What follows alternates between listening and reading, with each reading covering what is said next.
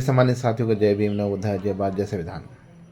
सम्मानित साथियों, आज फिर से मैं आप सभी के समक्ष एक नए विषय के साथ इस ब्लॉग के माध्यम से आप लोगों को ज़्यादा से ज़्यादा जागरूक करने के लिए इस वीडियो के माध्यम से आया हूँ। साथियों, मुझे नहीं पता कि आपको मेरे विचार सराहनीय लगते हैं, मोटिवेशन लगते हैं या नहीं, मगर मैं अपना कार्य करता रहूँगा। जैसे कि हमारे संत महापुरुषों ने इस बहुजन समाज को जागरूक करने के लिए निरंतर में काम करते रहे हैं और उन्होंने कभी हिम्मत नहीं हारी। साथियों, इसी प्रयास को आगे बढ़ाते हुए हम भी इस सोशल मीडिया के माध्यम से, इस प्लेटफॉर्म के माध्यम से, जो कि हमें बहुत अच्छा प्लेटफॉर्म मिला हुआ है कि आप अपने घर बैठे हुए भी अपने विचारों के माध्यम से अलग अलग शहरों, अलग अलग राज्यों, अलग अलग ज़िलों में बैठे हुए समता, मानवता, बंधुत्व, भाईचारे का निभाने वाले उन सभी नागरिकों को जागरूक कर सकते हैं और उन्हें मोटिवेशन कर सकते हैं। इसी प्रयास को आगे बढ़ाते हुए मैं इस ब्लॉग के माध्यम से आप सभी को जागरूक करने की कोशिश करता हूं। और आपको मेरी ये कोशिश कैसी लगी और कैसे विचार हैं, आप ज़्यादा से ज़्यादा उनको शेयर करते रहें। और यदि विचार सराहनीय लगते हैं तो हमारे चैनल को सब्सक्राइब भी कर दीजिएगा। आज का जो टॉपिक है वो टॉपिक है, हम भारत के लोग क्या भारतीय संविधान को अपने जीवन का अहम हिस्सा मानते हैं या फिर ईश्वर, धर्म, जाति को। साथियों, अक्सर हम देखते हैं कि हम अपने जीवन में भारतीय संविधान को इतना अहम हिस्सा नहीं मानते जितना कि हम अपने जीवन में ईश्वर, धर्म, जाति को प्राथमिकता देते हैं।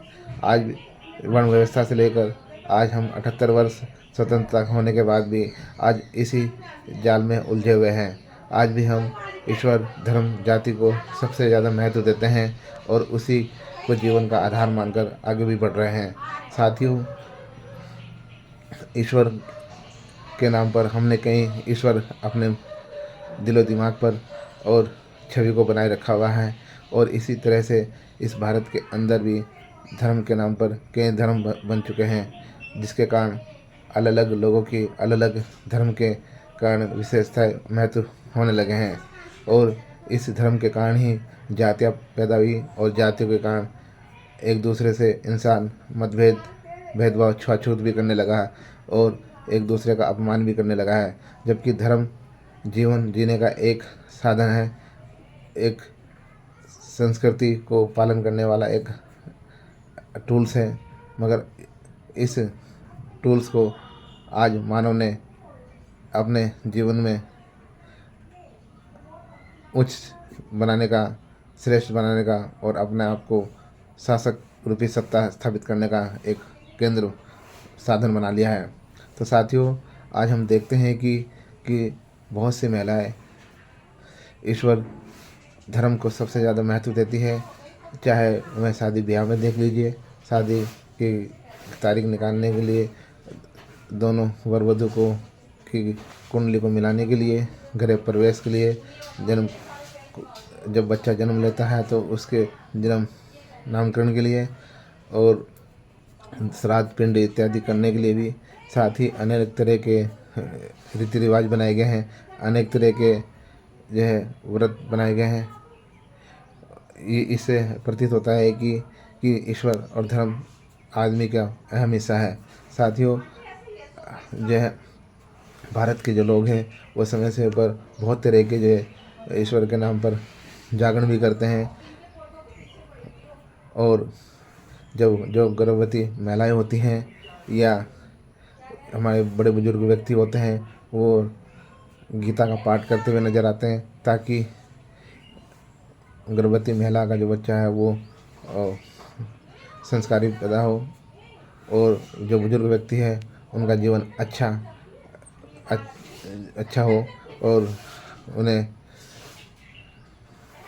मरने के बाद सुख शांति मिले।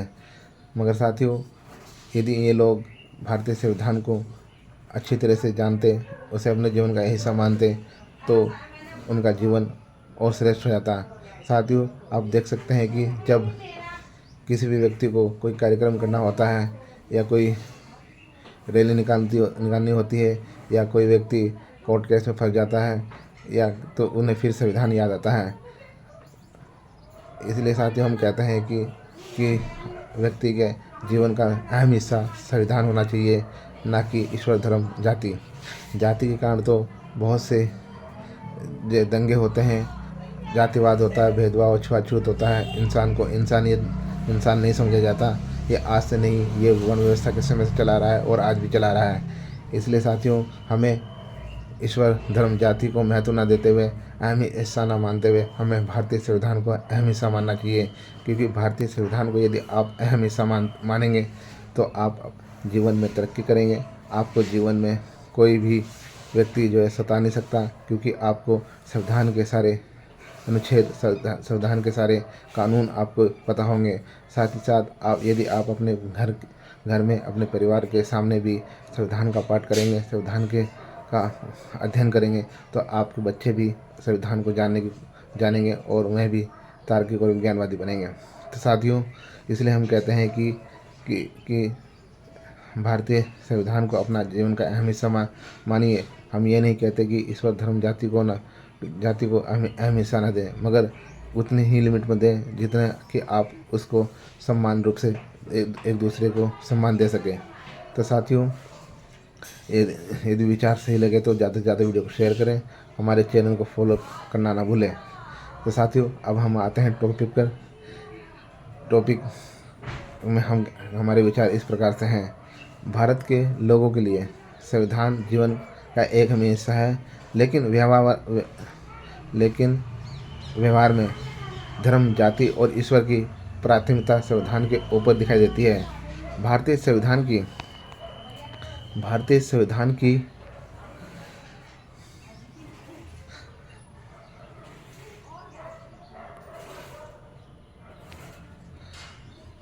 भारतीय समाज की प्राथमिकता संविधान में समानता, स्वतंत्रता, न्याय और धर्मनिरपेक्षता की गारंटी दी गई है। फिर भी आम लोगों की सोच और दैनिक जीवन में धार्मिक आस्था, जाति संबंध और ईश्वर की परंपराएं अधिक प्रभावशाली रहती है। संविधान की प्रस्तावना में हम भारत के लोग, देश के नागरिकों को उच्च